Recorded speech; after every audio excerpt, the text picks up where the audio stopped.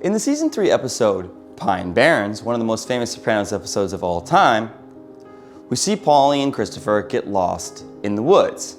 And during their arduous trip through the woods, Paulie, of course, loses his shoe. Wait, you lost your shoe? You didn't tell us about that. Later, once Paulie and Christopher spend the night in the broken down van and decide to go back out walking through the woods to try and find their way out, Paulie takes a piece of carpet from the back of the van and he ties it around his shoeless foot, to which Christopher says, Bruno Magli over here. So, first of all, I think it's hilarious the way in which Christopher, a real Italian, mispronounces Bruno Magli as Bruno Magli. During the OJ Simpson trial, one of the most crucial pieces of evidence found was a bloody footprint of a size 12 Bruno Magli shoe. During the trial, the prosecution tried to prove that these were in fact OJ Simpson's shoes, but they were never able to exactly tie the shoes to him. Once the criminal trial ended and OJ was found not guilty, the bloody shoe print came up again during the civil trial, where the burden of proof is less.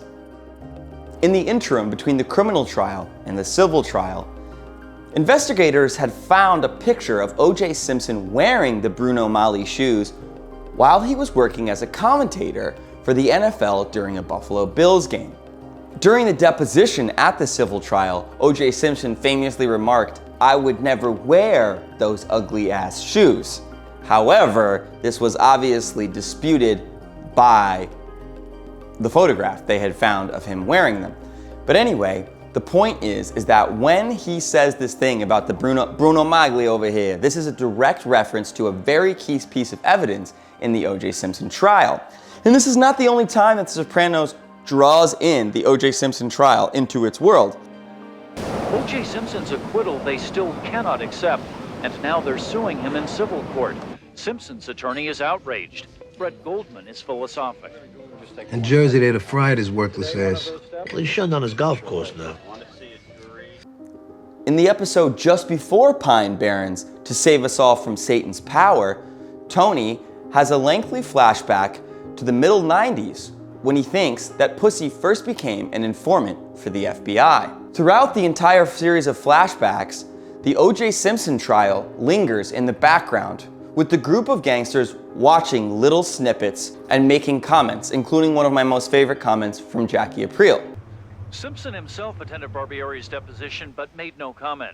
Next week, Simpson faces another challenge. The Goldman attorney is seeking access to Simpson's saturated with financial it. record. The OJ Simpson trial comes back once again later in season 5 when Tony B kills Joey Peeps. Johnny Sack rightly accuses Tony B of the murder, but Silvio makes a comment saying, Johnny should be out looking for the real killers.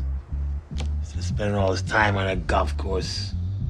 which of course is a reference to OJ Simpson and his own comments saying that once he was cleared of the charges, he was going to spend his time looking for the real killers of his wife and Ronald Goldman. Anyway, I thought it would make for a fun and interesting deep dive to categorize and look at all the ways in which the trial of OJ Simpson is referenced both directly and indirectly in The Sopranos. Anyway, that's my video. Thanks for watching.